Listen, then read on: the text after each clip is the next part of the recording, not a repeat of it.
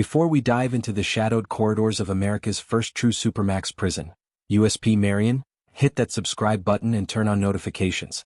This story goes deep into a place so extreme, it changed how the United States locks down its most dangerous inmates. What happened inside Marion didn't just shake the prison system, it redefined it. And once you know the truth, you'll never look at maximum security the same way again. When the United States Penitentiary in Marion, Illinois opened its gates in 1963, no one, neither the Bureau of Prisons nor the American public, knew that this remote facility would become the blueprint for the most restrictive prisons the nation would ever create. Marion was designed as a control institution, a place meant to replace the aging Alcatraz. Officials believed it would be more modern, more secure, and more humane. But they underestimated what would happen when the country's most violent and organized inmates were concentrated in a single place. Marion wasn't initially built to be a supermax. There were no plans for permanent 23-hour lockdowns, no visions of isolating prisoners indefinitely, and no intent to create an environment that would later be studied by human rights watchdogs as an example of sensory deprivation. Yet step by step, crisis by crisis, that is precisely what it became. The prison attracted men who had already tested the limits of every other federal institution.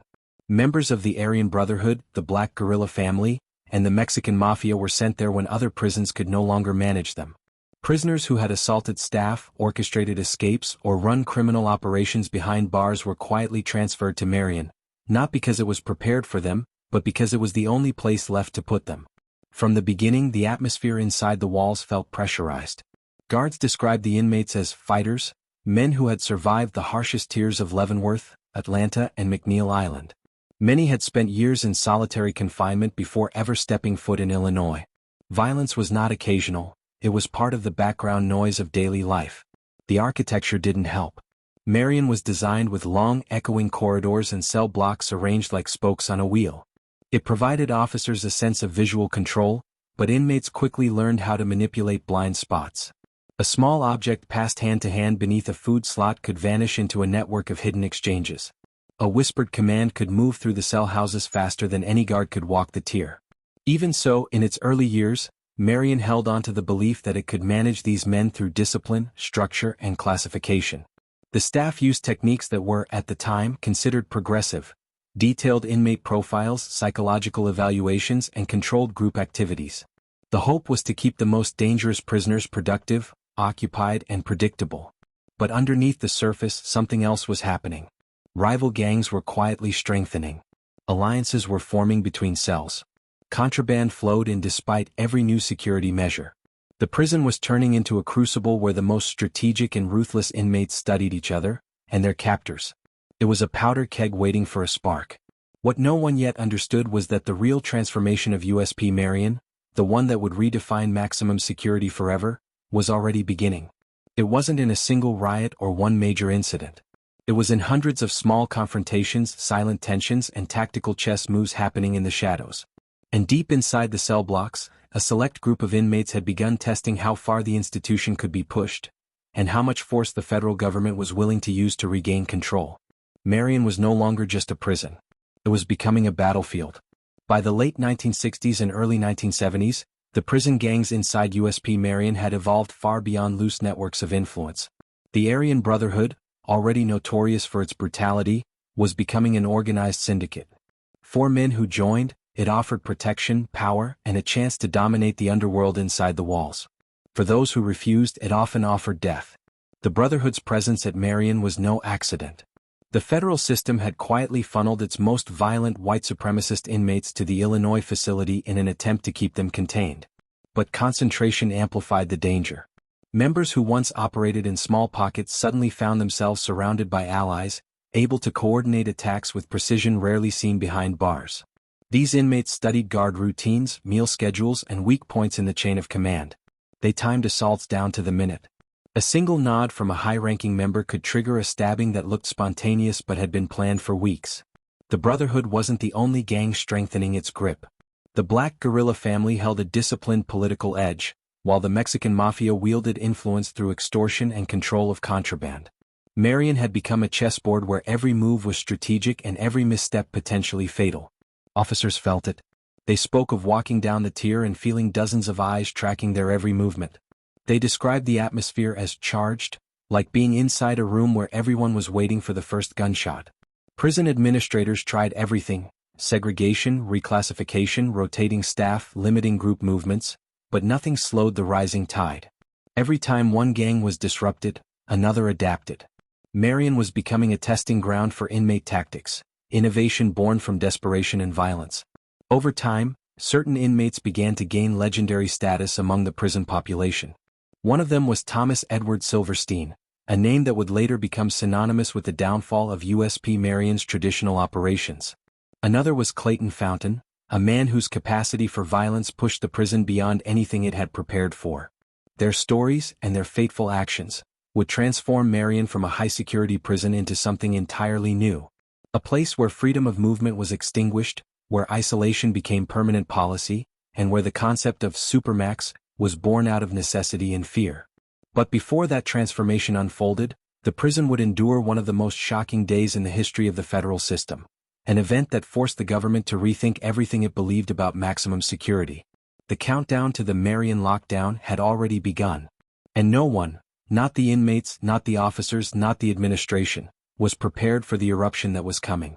The tension inside USP Marion had been building for years, but on October 22, 1983, the pressure finally ruptured, and the entire American prison system would feel the shockwave. To officers working the control units, it started like any other day, though many would later describe an eerie stillness, the kind that makes even seasoned guards check corners twice. The gangs had been quieter than usual. Too quiet, some thought. But quiet was often welcomed in a place where silence rarely lasted. Unbeknownst to the staff, two men, Thomas Silverstein and Clayton Fountain, were preparing attacks so calculated, so intimate, and so brutal that they would push USP Marion into a state from which it would never return. Silverstein, already one of the most feared members of the Aryan Brotherhood, had been at war with the prison system for years. He believed guards showed favoritism toward rival gangs, and in his mind, certain officers were not merely staff but enemies. His primary target on that day was Correctional Officer Merle Clutts, a veteran guard known for his strictness and absolute refusal to be intimidated. For months, Silverstein studied Clutts's movements. His timing on the tier, his habit of escorting certain inmates, his distance from other officers during certain routines. Every piece of information mattered. Violence in prison is rarely random. It's engineered, rehearsed, optimized. And Silverstein was a specialist. When the moment came, it unfolded with terrifying speed. Silverstein, supposedly restrained for a movement, managed to slip free, something investigators later determined was not a spur-of-the-moment trick but the result of a long-planned manipulation of handcuff procedures. As Clutts approached, Silverstein lunged. Witnesses described the attack as explosive, the culmination of years of hostility compressed into seconds. Silverstein stabbed Officer Clutts repeatedly, delivering the fatal blows with chilling precision. Just hours later, before the prison could even recover, another officer was murdered.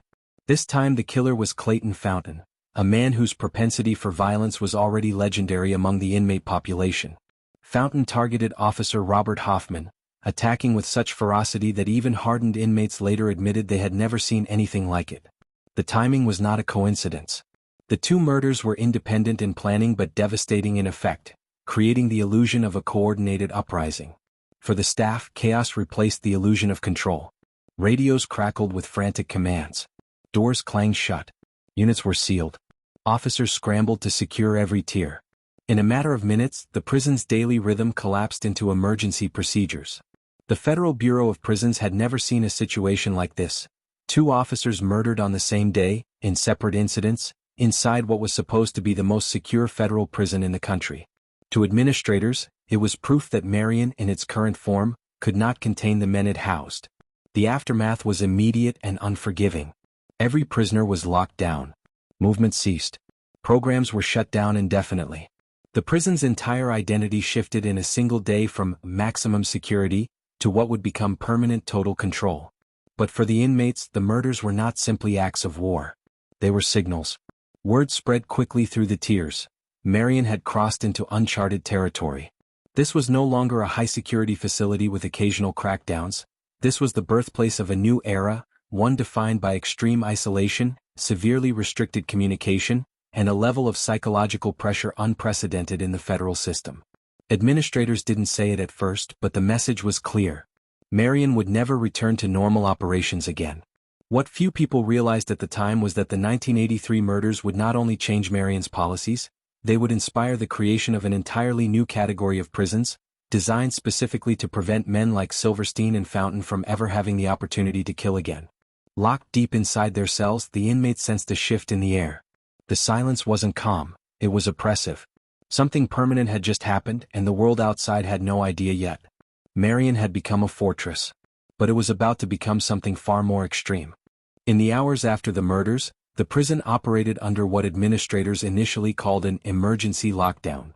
That phrase implied temporary measures, a short-term freeze while investigators pieced together what had gone wrong. But by the end of the week, it was clear to everyone inside the walls that this situation wasn't temporary. Marion would not be returning to normal operations. Not next month. Not next year. Not ever. What would later be known as the Marion lockdown began as a desperate attempt to re-establish control. Every inmate, regardless of status, gang affiliation, or disciplinary history, was confined to their cell for 23 hours a day. The remaining hour, when granted at all, was spent alone in a small, caged recreation area resembling the inside of a shipping container. Gone were the days of communal dining, open movement, or work detail assignments. Programs were eliminated. Religious services were suspended or restricted to in-cell materials. Education existed only in the form of correspondence packets slid under steel doors. The prison economy halted. Even talking between cells became an infraction if officers believed inmates were communicating for illicit purposes. Guards patrolled the hallways differently now. Their posture shifted from supervisory to defensive. They walked with heightened vigilance, checking cuffs twice, ensuring doors latched completely before moving on. Every interaction between staff and inmates was treated as a potential threat. The administration implemented new strategies that would become the foundation of future Supermax design. Ceiling-mounted cameras to reduce blind spots. Remote-controlled doors to limit staff exposure. Staggered movement schedules that kept inmates completely separate. Communication monitoring at an unprecedented scale. Special management units where the most violent prisoners were isolated permanently. Human rights groups would later compare the environment to living in a concrete box designed to erase human contact. But in 1983, officials saw no alternative. They believed the inmates at Marion were too dangerous to manage through conventional methods. The murders of officers Clutts and Hoffmann had confirmed their worst fears. Inside these walls, even the most experienced staff were vulnerable. But there was another dimension to the lockdown that made it even more controversial. It was indefinite. No official end date was announced. No review process existed to determine when normal operations might resume. For the first time in American history, a prison had entered a permanent state of total isolation. While Marion changed, the public remained largely unaware. News coverage focused on the murders but not on the dramatic shift in federal prison policy. Most Americans had never heard of USP Marion, let alone understood how its transformation would shape the future of incarceration. But within the Bureau of Prisons, administrators recognized that they had created the prototype for a new kind of facility. And other states were paying attention. They studied Marion's lockdown procedures, its new architectural adjustments, and its strict control policies. They began asking the same question the federal government was now grappling with. If this is the only way to contain the nation's most dangerous inmates, why not build a prison designed this way from the ground up? Marion had, unintentionally, become the blueprint for the next generation of American prisons. But inside the walls, the psychological impact of such extreme isolation was only beginning to take hold. Some inmates adapted. Others began to unravel. Guards, too, felt the strain, working in a place where tension never released and every shift felt like walking into a pressure cooker. And deep within the special control units, men like Silverstein, now held under conditions bordering on sensory deprivation, were testing the limits of human endurance in captivity. USP Marion was no longer simply a prison. It was an experiment, one that the world would soon realize came at a tremendous cost. The transformation of USP Marion after the 1983 murders didn't just change policy. It redefined the human experience of imprisonment. For decades, the federal prison system operated on a simple idea. Even the most dangerous inmates could be managed with structure, routine, and controlled interaction. But the murders of officers Clutts and Hoffmann shattered that belief. What replaced it was a system designed not around rehabilitation or even punishment, but containment, absolute, unbreakable containment. Inside Marion's new control units, inmates were sealed in a world of concrete and steel, where silence was so constant, some men later said it felt like a physical presence pressing into their skulls. Cells were roughly 7 by 12 feet, with solid doors instead of bars, eliminating visibility and reducing communication. A narrow slot allowed for food trays to slide in and restraints to be applied. Every movement outside the cell required full shackles, including waist chains and black box handcuffs that limited wrist motion. There were no group meals. No recreational yard with other prisoners. No jobs. No direct contact with another human being except during searches or medical checks. For most inmates, these conditions were difficult but survivable. For a select few, men deemed the most dangerous in the federal system, the isolation was pushed even further. Chief among them was Thomas Edward Silverstein. After the 1983 murder of Officer Clutts, Silverstein was placed under what the Bureau of Prisons called no human contact status, a designation unlike anything implemented before. It meant exactly what it sounded like. No physical interaction with staff or inmates, no direct conversation, no group activity, no communal anything. Officers communicated with him through intercoms or shouted orders through steel doors. Even legal visits occurred through thick glass, with communication controlled by staff. For 36 years, Silverstein lived this way, longer than anyone in modern American history. His cell became both his refuge and his cage. He decorated the walls with pencil drawings, sometimes portraits, sometimes geometric designs, sometimes animals. He wrote letters regularly, often describing his mental battles. The hallucinations, the insomnia, the overwhelming silence that drove him to talk to himself just to hear something human. Guards who worked the unit said Silverstein adapted in ways that unsettled them. He remained calm, controlled, polite, even articulate. He exercised in his cell religiously, moving military style to stay in shape. He meditated. He kept his routine strict. Some officers believed he was using the isolation to harden himself, to become even more self-contained. Others believed he was simply trying to survive an environment few men could endure. Silverstein wasn't the only one living in near total isolation.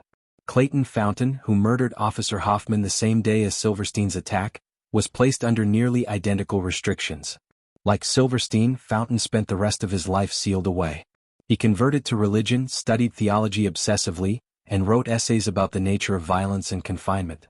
But despite intellectual pursuits, the psychological toll was unmistakable. Fountain died in isolation in 2004, never again seeing a world without bars or restraints. Marion's extreme control environment had become a psychological experiment with real human subjects. Researchers in later years would argue that the long-term sensory deprivation caused trauma equivalent to torture. Hallucinations, paranoia, memory loss, hypersensitivity to noise, emotional numbness, self-harm tendencies. Some inmates deteriorated quickly. Others fought to stay mentally intact. But no one walked out unchanged. And yet, from the Bureau of Prisons standpoint, the approach seemed to work. No officers were killed at Marion after 1983. Assaults dropped to near zero. Contraband networks collapsed.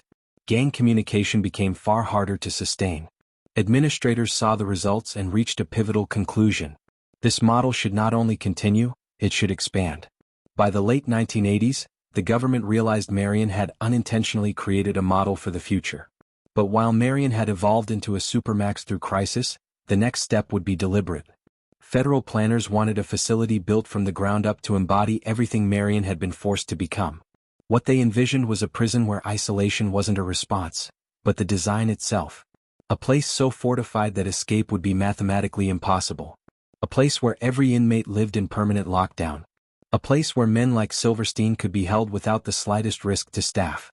That place would soon rise in the mountains of Colorado. And Marion would be remembered not for what it was, but for what it inspired.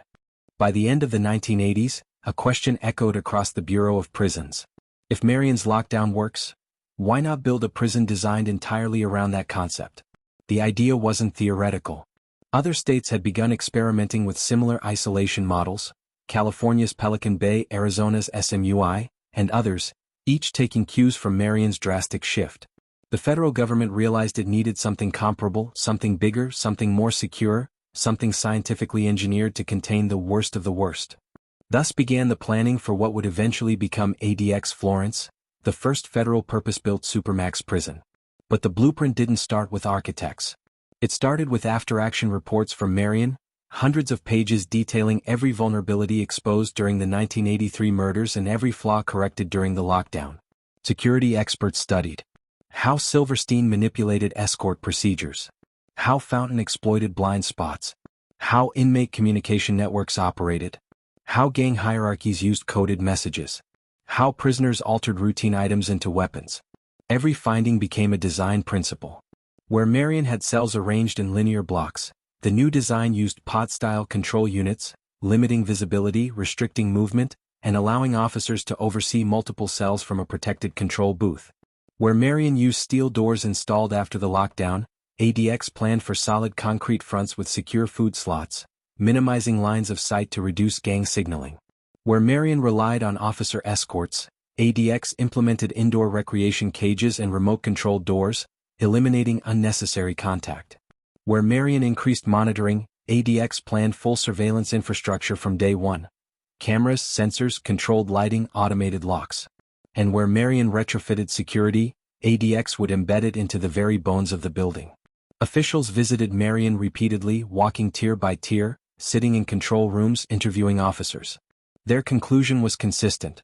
The concept worked, but the facility wasn't built for it. ADX would correct that flaw. The budget was approved. Construction began in Florence, Colorado in the early 1990s, under extraordinary secrecy. Workers were vetted. Plans were restricted. Even legislators received only broad descriptions of the layout. Critics raised concerns. Would extreme isolation violate human rights? Would the government be creating a place too psychologically damaging to justify? Would inmates held under such conditions ever re-enter society functioning as human beings? But supporters, many of whom had survived the dangerous years at Marion, had their own argument. No officer had died under the lockdown.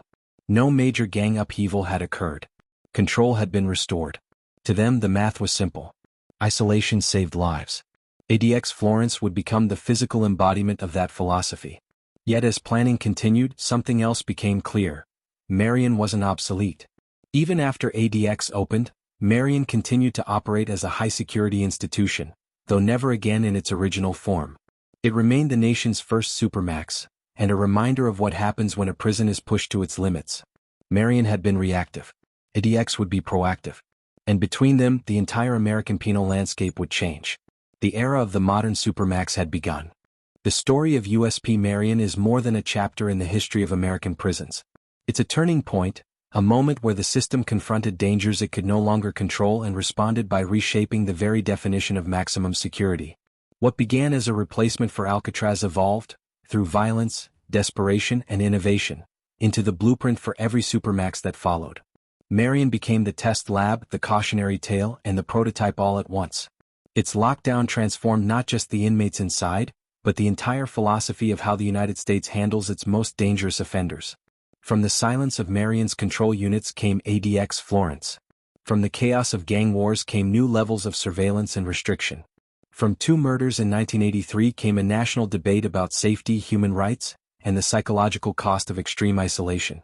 And even today, long after Marion's peak as the toughest prison in America, its influence remains woven into every high-security policy, every administrative decision, every facility built to contain men considered uncontainable. Some call Marion a necessary evolution. Others call it a tragedy of human confinement. Both may be right. But one truth is undeniable. Marion redefined maximum security forever. Its legacy continues to shape the prison system, the public imagination, and the ongoing question at the center of modern incarceration. How far should control go in the name of safety? If you found this deep dive into the birth of America's first supermax eye-opening, don't forget to like, subscribe, and share this documentary. Your support helps bring more untold stories from inside the justice system to the light. Thanks for watching. And until next time, stay curious, stay aware, and keep your eyes open. Because the real world often hides darker truths than fiction ever could.